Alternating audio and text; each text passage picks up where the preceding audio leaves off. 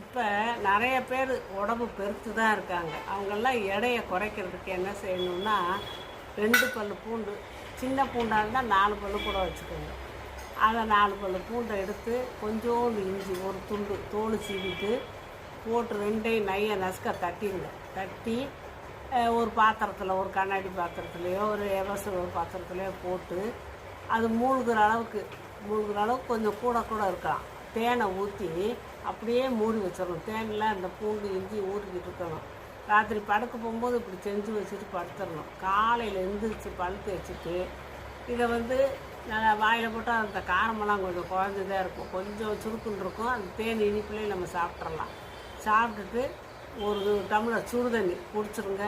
குடிச்சிட்டு உங்கள் வேலையில் பாருங்கள்.